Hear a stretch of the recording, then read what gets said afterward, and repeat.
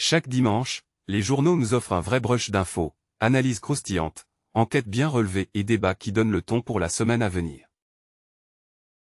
Ce tour d'horizon met sur la table les sujets marquants du week-end, de l'honnêteté des candidatures aux insultes dans le foot féminin, en passant par les réflexions diplomatiques, les élans de solidarité et la question du budget santé. Un condensé dominical à savourer tranquillement avec son café ou son croissant. Sur leur CV, les Suisses alémaniques seraient plus honnêtes que les Romans. Les dernières analyses de la société d'audit à équivalent révèlent un constat intéressant, les demandeurs d'emploi suisses ont tendance à embellir leur candidature, mais pas de la même façon selon leur région. D'après l'étude, les Suisses alémaniques seraient plus honnêtes que leurs homologues romans lorsqu'ils présentent leur CV ou leur lettre de motivation. Cette analyse, qui s'appuie sur plus de 3600 candidatures examinées ces dernières années, met en évidence plusieurs points. Plus des 3/4 des dossiers contiennent au moins un élément incorrect, incomplet ou trompeur. Les femmes et les personnes de plus de 55 ans sont généralement plus réalistes dans leur candidature que les hommes et les candidats plus jeunes. Les écarts les plus importants concernent la présentation des expériences professionnelles et des diplômes. Cette tendance soulève des questions sur les pratiques de recrutement et sur l'importance de la transparence dans le marché de l'emploi. Des insultes en forte hausse pendant l'Euro féminin. L'édition estivale de l'Euro féminin organisée en Suisse a mis en lumière un problème préoccupant. Les messages haineux et discriminatoires visant les joueuses se multiplient. Selon un suivi mené par l'UEFA, en collaboration avec Meta, TikTok et X, 1901 messages insultants ont été recensés durant la compétition, soit une nette hausse par rapport à l'Euro 2022 en Angleterre. Les données de la Sonntagszeitung précisent que 2 messages sur 3 visent directement des joueuses, souvent avec des propos sexistes, racistes ou homophobes. Cette hostilité ne se limite pas aux réseaux sociaux, les joueuses et responsables interrogés témoignent de cris désobligeants ou obscènes dans les stades. Les instances du football s'inquiètent de l'impact de ces attaques sur le moral des sportives et sur l'image du sport féminin. Ces chiffres relancent le débat sur la lutte contre la haine en ligne et sur la nécessité d'améliorer la sécurité et le respect dans les enceintes sportives. Une évaluation discrète sur la reconnaissance de la Palestine.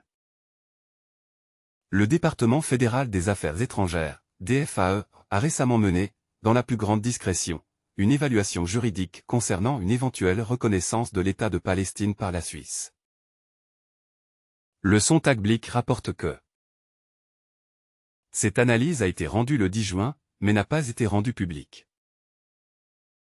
Le DFAE a refusé de communiquer son contenu, arguant qu'une divulgation pourrait nuire aux intérêts de la Suisse en matière de politique étrangère et de relations internationales. Cette démarche illustre la position délicate de la Suisse dans le contexte du conflit israélo-palestinien, où chaque décision peut avoir des répercussions diplomatiques importantes. Swisscom au cœur d'un débat sur l'identité électronique. À l'approche d'une votation sur la loi sur l'identité électronique, un don de 30 000 francs effectué par Swisscom en faveur du fait débat. Selon la NZZ am Sonntag, cette contribution a été enregistrée sur la plateforme financement de la politique du contrôle fédéral des finances. Les critiques se concentrent sur la neutralité attendue d'une entreprise à participation majoritaire de la Confédération.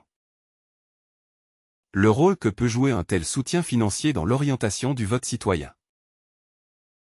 La nécessité de garantir une transparence totale des contributions aux campagnes politiques. Break time égale 0. 8 têtes. Cette polémique intervient à un moment clé, alors que le pays s'interroge sur la place de l'identité numérique dans la vie quotidienne. Les dons pour Blattans et la question de leur utilisation. Le village de Blattans, versus, récemment touché par une catastrophe, a bénéficié d'un important élan de solidarité. Le Matin dimanche souligne que de nombreux dons ont afflué, mais que les autorités ne connaissent pas encore précisément le montant total collecté. Au Parlement cantonal, les élus ont voté à l'unanimité un décret libérant une aide d'urgence de 10 millions de francs. Insisté sur la nécessité d'agir et la solidarité envers les régions de montagne. Évitez pour l'instant les débats sur l'attribution précise des fonds et sur la responsabilité de la gestion. Cette situation met en lumière l'importance de la transparence dans la distribution des aides, afin de garantir que chaque franc serve réellement à la reconstruction. Les dépenses de santé pèsent toujours autant sur les ménages. Les chiffres publiés par la NZZ Sonntag, en collaboration avec Comparis, révèlent que la part des dépenses de santé dans le budget des ménages suisses est restée stable depuis 20 ans. Quelques données clés. En 2003, les ménages consacraient en moyenne 11,1% de leurs revenus à santé. En 2022, ce chiffre atteignait 11,3%, soit une légère hausse. En tenant compte des dernières augmentations de primes, la part des dépenses de santé atteindrait aujourd'hui 12,5%. Ces données confirment que, malgré l'augmentation régulière des coûts, la part du budget reste relativement constante, ce qui traduit un effort d'adaptation des ménages et une évolution progressive du système de santé. Une photographie de la Suisse en mutation. Ces différents sujets offrent une vue d'ensemble de l'actualité suisse et de ses enjeux actuels.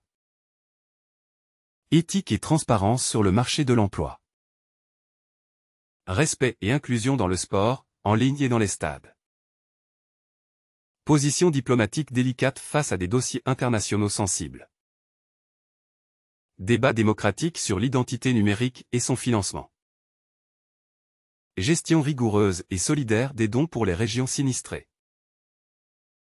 Maîtrise des dépenses de santé dans un contexte de hausse des coûts.